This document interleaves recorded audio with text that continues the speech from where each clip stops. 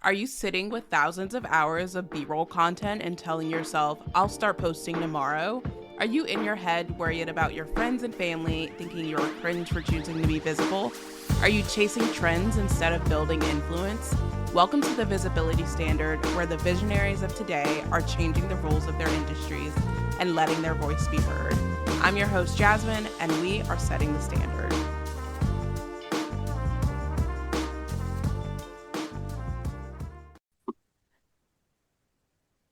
Hello, everybody. I'm so excited for my guest today. She is crushing it in the Run Club space, brand new.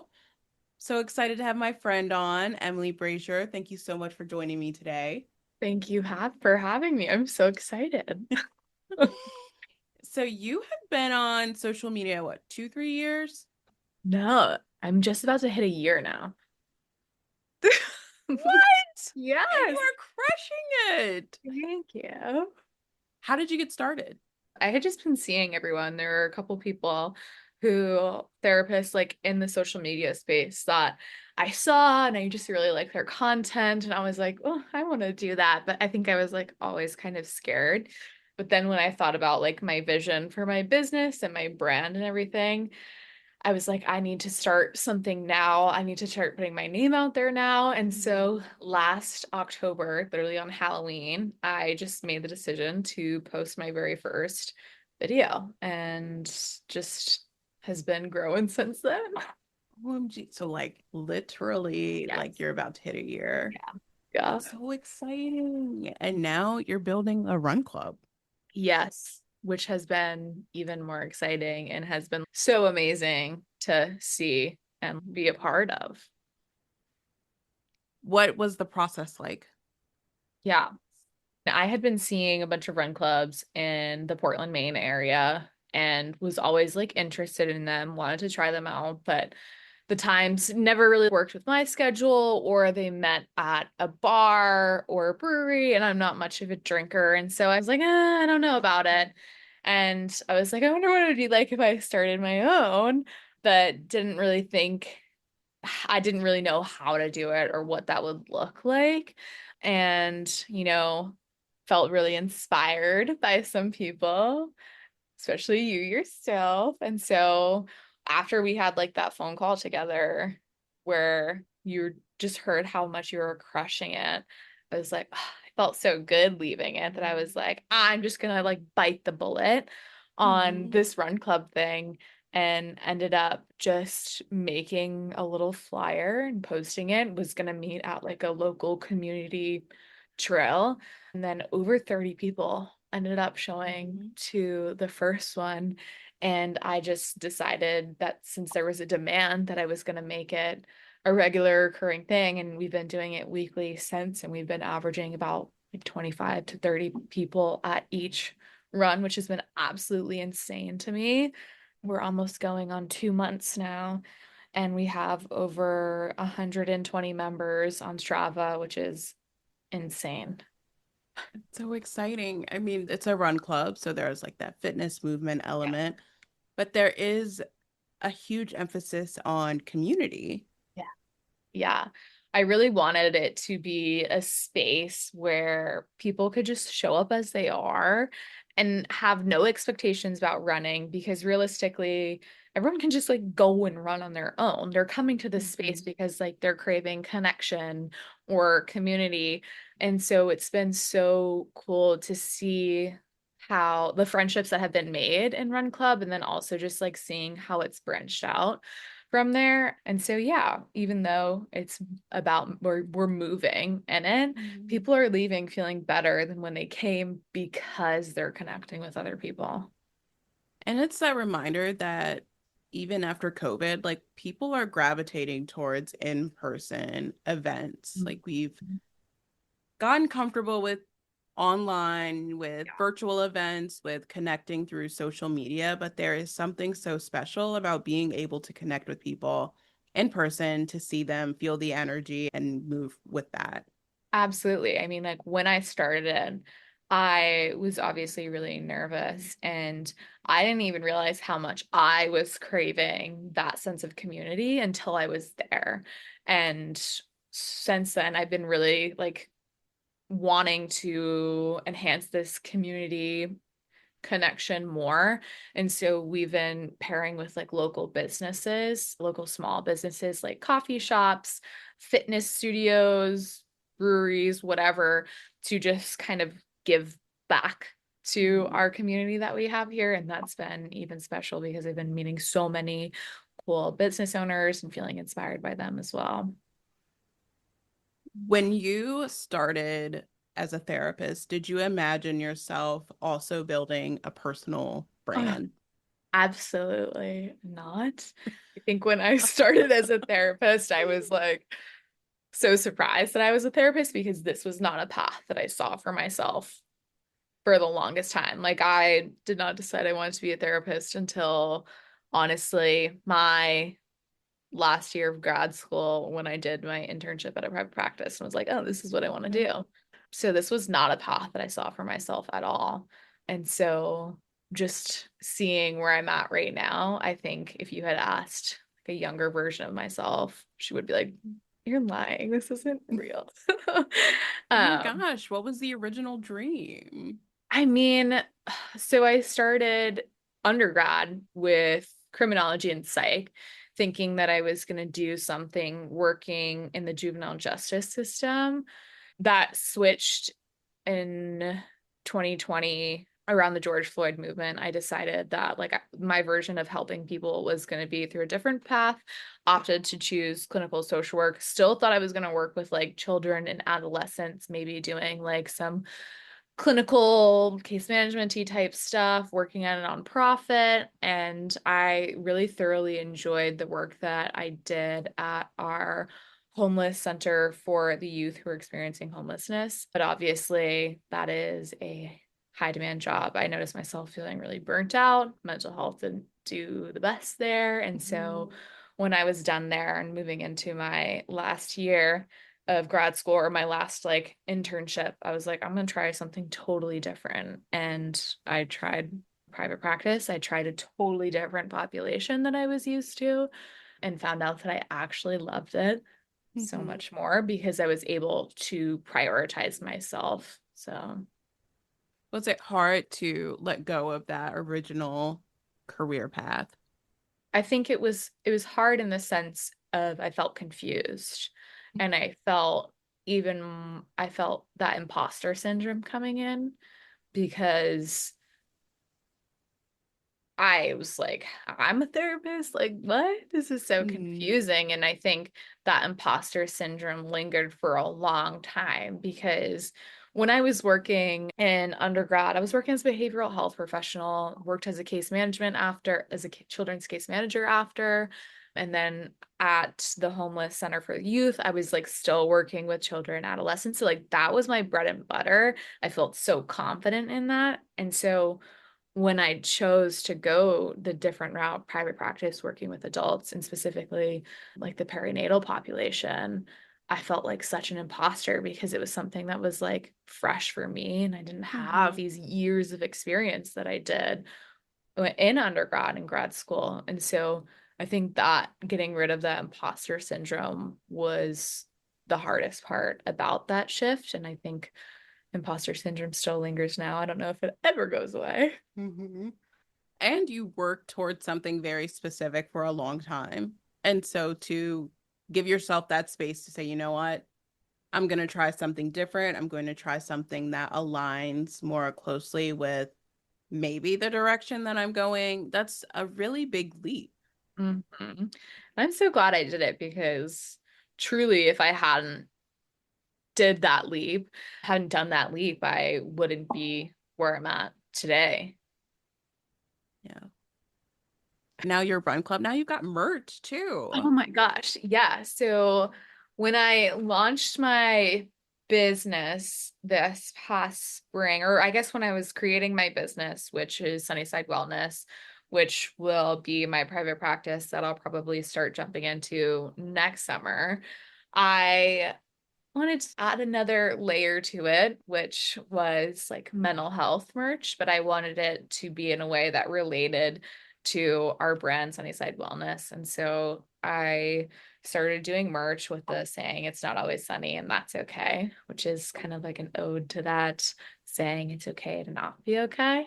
And so I just wanted it to be a reminder if people were out and about wearing the merch that even if like a stranger happened to read it and they saw it and they could feel a little bit better, just like Mm-hmm. it's my way to like normalize mental health. Mm-hmm. Adjacent encouragement too. Yes. Yeah, absolutely. I think like it can be a conversation starter sometimes too, right? Because I have sometimes people ask me like, "Oh, what does that mean?" And I'm like, "Well, let's think about it, right?" Mm-hmm. Like you don't always have to be okay to like be okay. I think a lot of times that we feel like we need to mask negative feelings, sadness, mental health. And so if we just start having a conversation of like it's normal, then can inspire people. Why is community building so important to you? Mm. I think I've always just had a strong like craving to have give back to the community because I lived a really privileged life and giving back was something that let me redo that. You can cut this out, right? I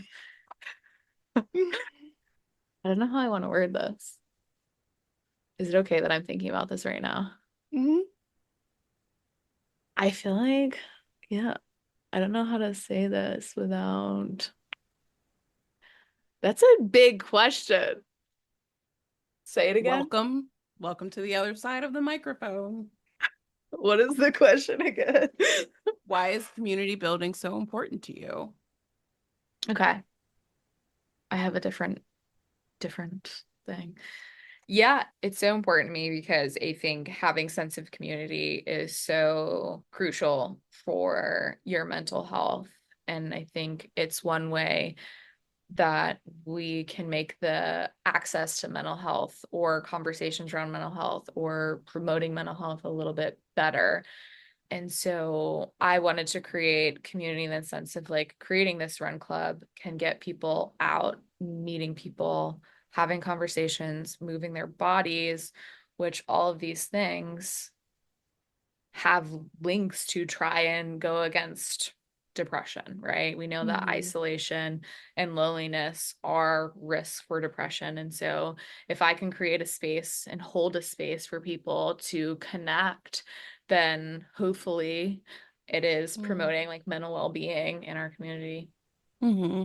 It's that idea that we don't heal in silos, we don't heal in isolation, but really being around people, being seen by others allows us the space to experience that acceptance and love that we wouldn't necessarily experience on our own. Yeah. And I think like meeting people who hold similar values to you and can connect with you when times get tough is really important. And I've been able to see that in just the space that I've created already where people can connect through Run Club and then connect after and be able to like support one another in really difficult times. I mean, what's so impressive about the Run Club is it was meant to be a one-off, like a bi-weekly, maybe once a month, but it had people have really gravitated to it and local businesses have gravitated to it. It is something that people are now seeking out, and it's just a reminder we never know what's going to resonate with other people until we put it out there. Yeah, absolutely. I mean, when I thought of this idea to create a run club, like you and I were FaceTiming each other, and I was like, should I do this thing? Like, hell yeah, right? And I think like for me, I was obviously really intimidated and scared, but decided to do it anyways and decided to just like bite the bullet and was like, I'll figure it out as we go. And then having that first event and then having people ask me like, when is the next one? When is the next one? Are there going to be more? Are you going to continue it? I was like, holy crap, like there is a huge want for this in this community. And so I felt really cool being able to provide that like on a regularly occurring basis. And so now that we're meeting every single week, it's been so fun. And I've been benefiting from it. I leave there feeling so happy. My cup is filled. I've been meeting so many cool people, people from all around the country pretty much. Um, who've like recently moved here and have been like kind of like afraid to make new friends or scared or like don't know how, and they just show up in this space and then they're meeting people. So it's been, I don't know, it's been filling my cup. My cup has been full, overflowing, and I think a lot of it has just been my sense of community is the strongest that it has ever been. Mm-hmm. Now, do people have to be runners to join this run club? No, absolutely not. One of the things that I talk about in my videos when I post about is if you run, if you want to run, if you want to get into running, or you like want to walk, you're welcome. Like it is not a space for athletes. So, like we're not getting together and like working on PRs or anything like that. We're just getting together and having conversations. And so people of all paces, even if it's walking, are welcome. We just ask that you just like bring good energy. Mm-hmm. What's your vision for Sunnyside Wellness? Mm. Yeah. When I started this business, I really, really wanted it to be more than just like a business. I wanted it to be a part of the community. I wanted it to be a place that connects people, a place that gives back. The initial ideas for it to be the home of my private practice where I see clients, but I also envision it being a space in the future where we have a physical location and can be able to provide a whole array of different wellness activities from yoga, Pilates, or Reiki healing or acupuncture, just like a whole wellness space, like a one-stop shop for wellness. But also, I want it to be a space where we can host the community, bring them together, and have it be like a big part of this like Portland, Maine community alone. And so Mm-hmm. one of that visions was doing like frequent fundraisers, whether that was like twice a year or once a year. That was something that felt like really important for me because obviously being in private practice, it is a little bit more flexible with compensation and time. And for Mm-hmm. me, like community lately has been what has felt both a combination of something like self-care for me because it's making me feel fulfilled and it's inspiring me and making me feel good, but also it's like serving a purpose in my like professional sense of wanting to give back. And so, yeah. What's been the most challenging aspect? Mm. The most challenging aspect so far has ultimately just been trying to figure this all out. When I made the decision to start Sunnyside Wellness this year, it wasn't because I wanted to start my brand right now. It was because I felt like time was quickly fleeting. And the person who Sunnyside's name is an ode to, my grandmother, her health started to decline. And this felt like something that I just needed to make happen now. And the only problem with that is I had no clue what I was doing. Mm-hmm. I didn't know how to even like sign up for my LLC. I didn't even know what I needed to do. And so I kind of jumped into it blindly and have been figuring out as I go.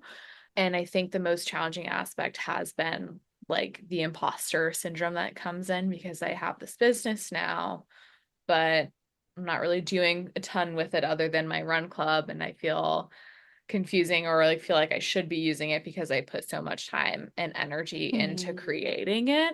And so I think that's been a little bit difficult because I'm like, what am I doing? But yeah. No, it's so tricky because we start businesses with one intention. We have one vision, one goal in mind, and then life happens and it flourishes into something that we would not have ever pictured. And I think that's part of the beauty of like entrepreneurship Yeah. and building a brand is that it gets to ebb and flow as much as we let it. And I Mm. think that's the key word too, is like allowing that process to happen naturally. Yeah. I mean, I know you and I had talked about I had put so much energy into just the physical like creation of this business that when I was done with it, when I had finished and I had put it out there, I had launched it, I was like, I'm tired. I Mm-hmm. couldn't even think about like now what at that phase. And so like finding the motivation to think about what was next was probably really difficult. And I think that's where that imposter syndrome came in because I'm like, oh my God, I just spent all this time doing this whole thing, creating Mm-hmm. this whole thing. It's like my like baby now. And I just felt so confused on what am I going to do? And then, I mean, part of the reason why I feel like community is so important is because when you meet people, you get inspired, right? And when I had a conversation with you, I got inspired. And that's Mm-hmm. what sparked that motivation for me to figure out what was next with my business. And then Run Club came about. Voila. It's like sometimes we think the hardest aspects of starting the business is getting the website up, finding a name, creating the logo, getting the paperwork started. And those aspects are hard, but it is so much harder to clarify the messaging around your business. What is it that you want people to resonate with? What is it that you want people to gravitate towards? What are the offerings that you're thinking about with your business? That is its own process that no one is necessarily prepared for. Grad school certainly does not prepare you if you are a clinician listening or someone in the wellness space. There is no education that prepares you for imagining a world outside of one-to-one clinical work. No, absolutely. I mean, in private practice, I mean, in grad school, there was no conversations on what it's like to open a private practice. There was no conversations of business, right? And I think that's doing students a huge disservice, right? Because I think private practice, especially, is a field where you're able to truly care for yourself in a way that you're not able to if you're working at a larger organization or a nonprofit. Mm-hmm. I think like private practice has allowed my mental health to thrive and allowed me to prioritize myself in a way that I didn't know was possible. Right. Yeah, it's especially now that a lot of private practitioners are on social media. There's this reimagining of what the work can look like. You don't need to sacrifice yourself for the work. You don't need to compromise your own energy, your own like free time. Like, yes, we want to be thoughtful of our clients' schedules and we have to keep in mind our own schedules if we want to show up and offer that quality care. And so social media has given private practice a megaphone that it didn't have before. Absolutely.